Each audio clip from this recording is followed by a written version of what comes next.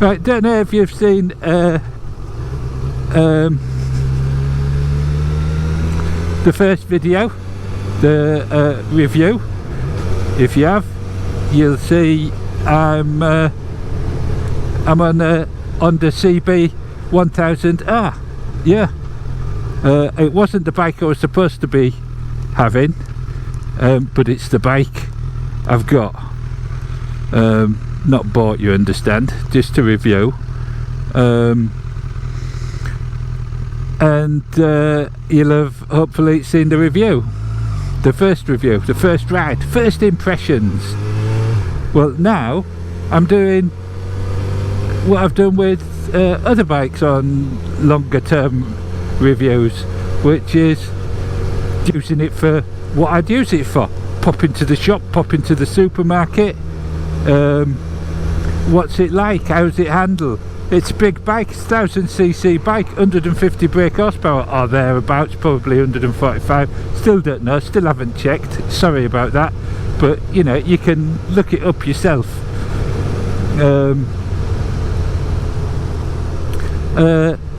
So you know, so far this bike has caught me really by surprise, because when first said, oh yeah, we can't do X, I'm not going to say anything about that just at the moment. There's that dog, he's having a shit again, unbelievable. Anyway,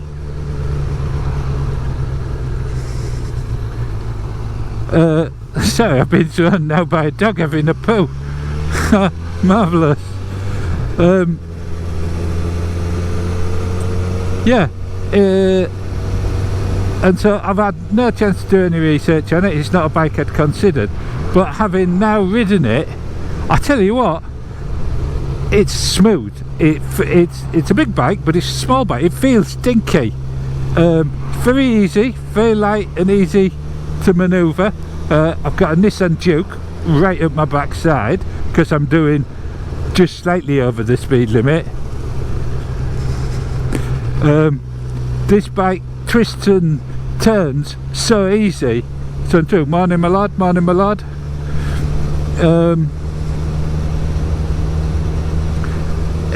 It's unbelievable. In the review it was raining, and I'd had it in rain mode. It's in standard mode now. It's got some electronics, not stacks, but enough. So it would be an all year round motorbike. It sounds splendiferous, it really does. Now I'm not sure about the looks. As I've had it, the looks have sort of grown on me, but from a riding point of view, it is, I've got to take my hat off, and I'm trying to avoid saying the words, but it is bloody marvellous. It really is. And it's getting up there. It's so easy to do everything with. Slow, fast. However, suspension's a little bit hard because it is on that sporty side, and the handling initially I thought was sharp, and I was worried about coming into town with it because it is so sharp, because I think it's sort of set up on the handling side of things to be going much quicker when you go into the corners, so you need that sharpness, and if you do go quickly, it does go well. It does go well around them.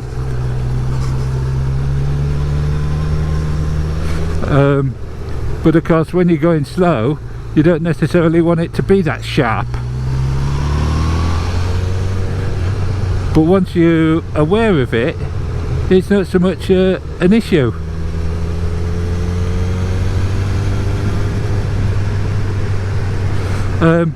The engine response is so smooth, it's not snatchy. The roll off the throttle is gives you a lovely feel.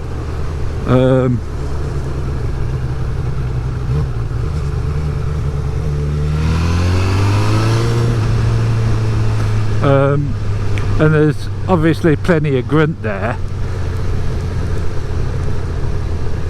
and so far yeah, but we'll get into town and do a little bit round town and just see how it handles that. Yeah, marvellous. But of course we do have the same old problem, traffic, you know, and speed limits, and so regardless of how much power it's got, we are sort of a bit stuck with the speed limit and traffic and people walking out on you.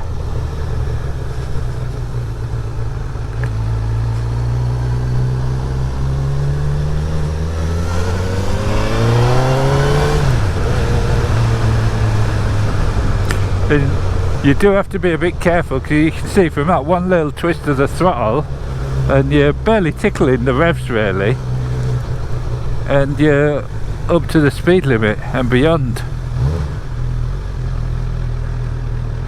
But in traffic, slow speed, easy to balance, it's lightweight.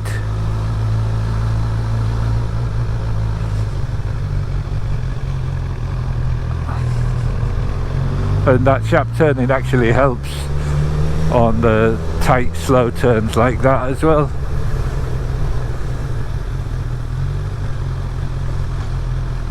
That's on the really slow speeds, of course. You know, like you're riding a push bike, you're using the handlebars, nothing else.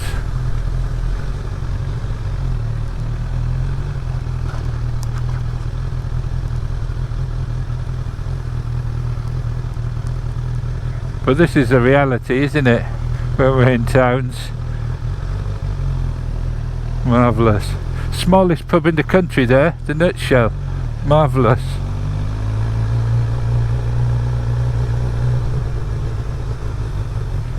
People.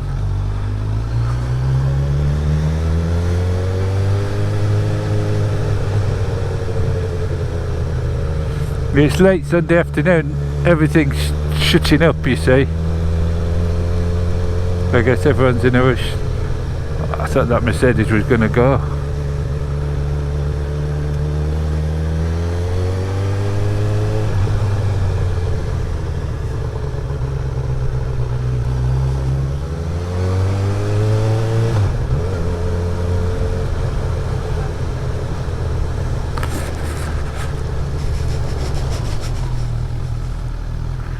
Marvellous.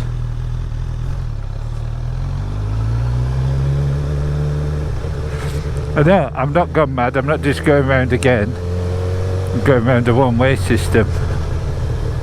Marvellous.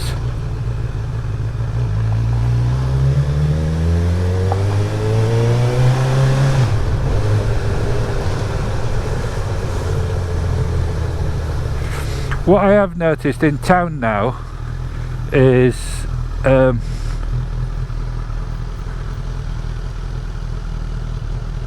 there's quite a bit of weight on my wrists.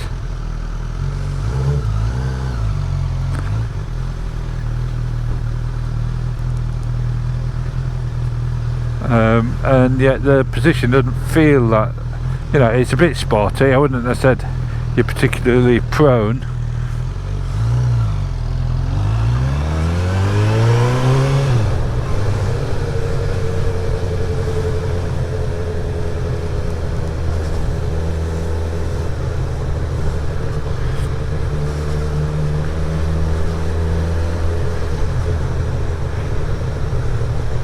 But yeah, so when I think of these big capacity bikes, you know, can they do this? Well, this can do this standing on its head. Like I said, there is a fair bit of weight now on the palms of my hands.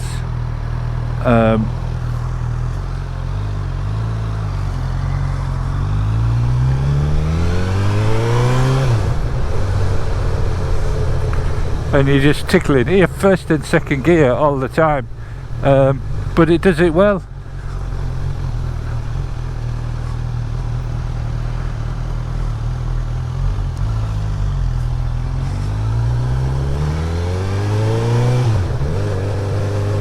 Yeah, it does do it well.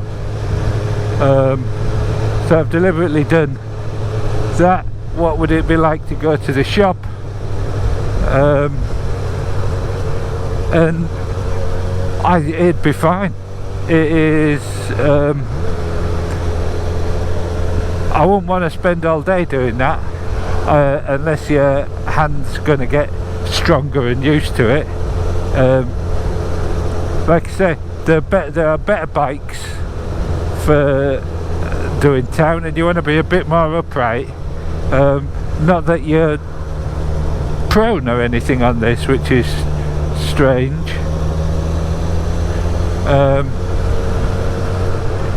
So I keep having to get quicker because cars keep getting up my backside because I'm doing the speed limit.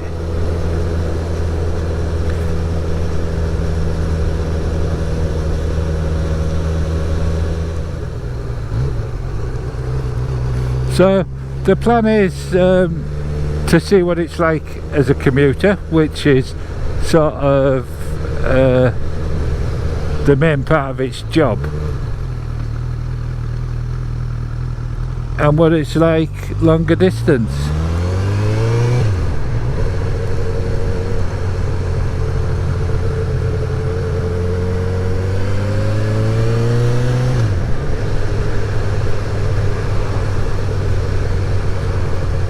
So there we go. Economy, it's telling me we're doing somewhere between sort of 40 and 60 miles to the gallon.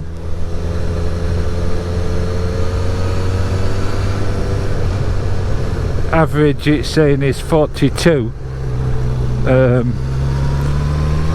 but I haven't reset it, and it is the demo bike. So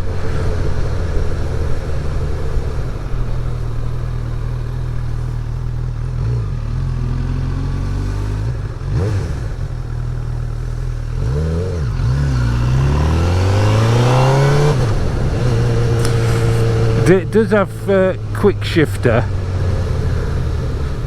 and it's pretty smooth, but occasionally it gets makes a bit of a dog's dinner of it, and I don't know if that's me or if it's just the way it is. If it's me,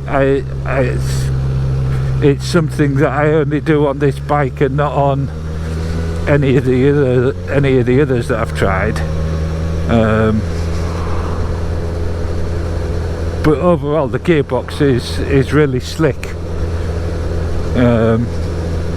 Everything about it is pretty slick, if I'm honest, and I got on it not really wanting to like it, and unfortunately I do like it. I mean, yes, it's not my usual cup of tea. I think it's described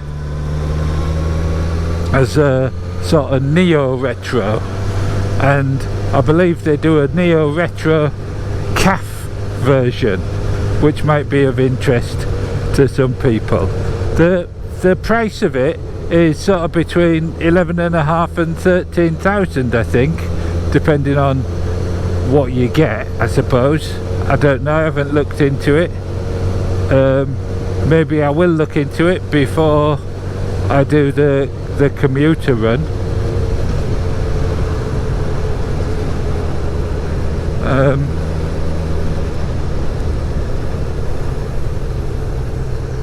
And we'll see.